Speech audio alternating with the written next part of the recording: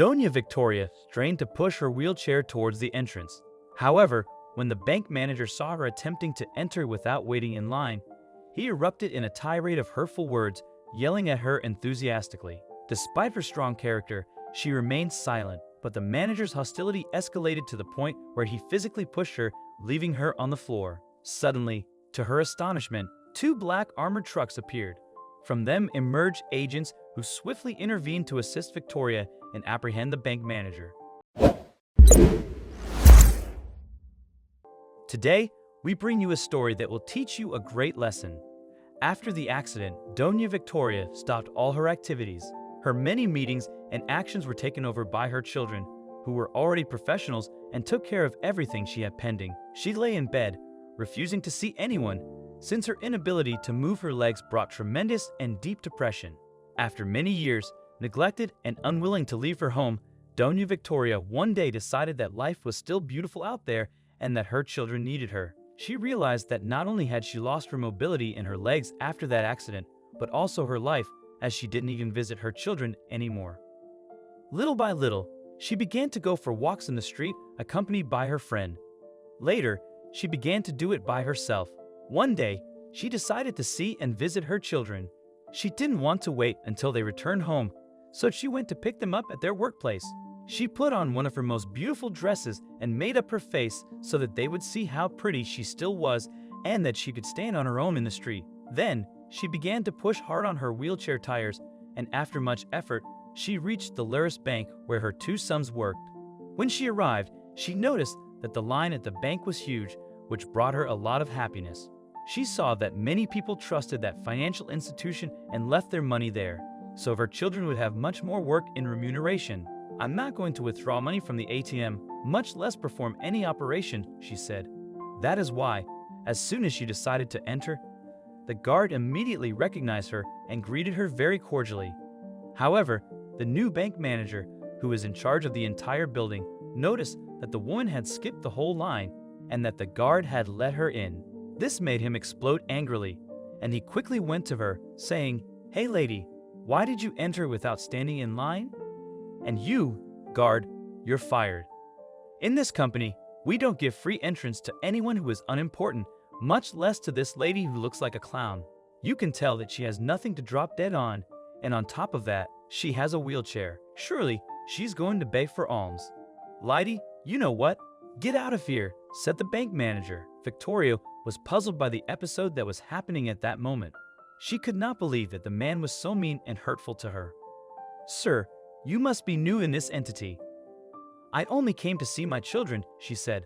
But the man replied that employees are not allowed to see their family members during working hours and told her again to leave.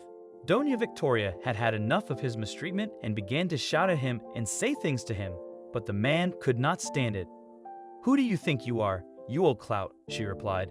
He grabbed the wheelchair with his hands and abruptly took it to the street, throwing it to the ground before all the people. Doña Victoria began complaining of pain and shouted for help, but immediately deafening vehicle brakes were heard. Everyone turned to see two large armored vans.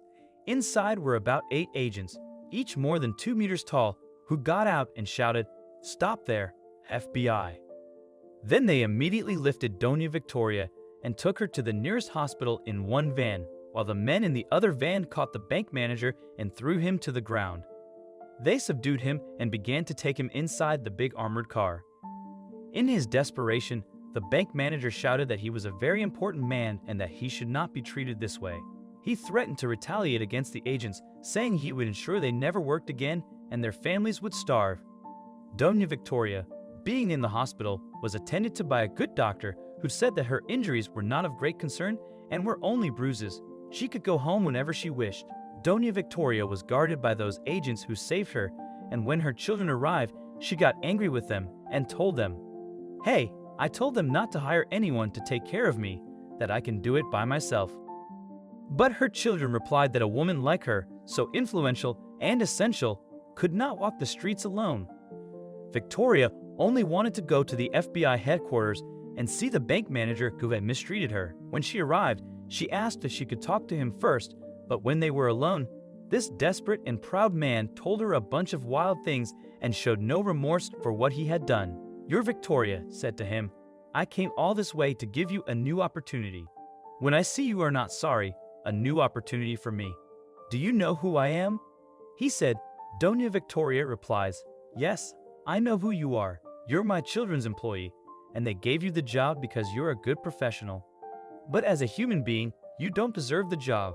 I'm your children's employee. Hey, you're crazy, lady, said the bank manager. But at that moment, Doña Victoria's children entered the room and the bank manager began to cry and asked for their forgiveness because Doña Victoria's children were the owners of all the Larry's banking chains in the country. That woman was their mother, the founder of the banks. The bank manager asked for forgiveness for his attitude and not to be fired, but Doña Victoria told him that she was not. She simply did not want to be left without a job.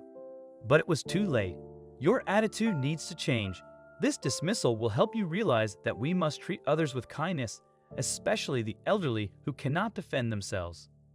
With that, Doña Victoria departed with her children, resigned from the company, and continued managing the family business while enjoying trips with her grandchildren. The guard retained his job, and the agent continued to protect such an influential woman. Friend, this concludes our story. What did you think?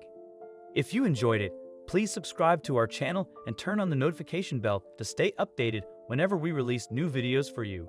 Talk to you soon.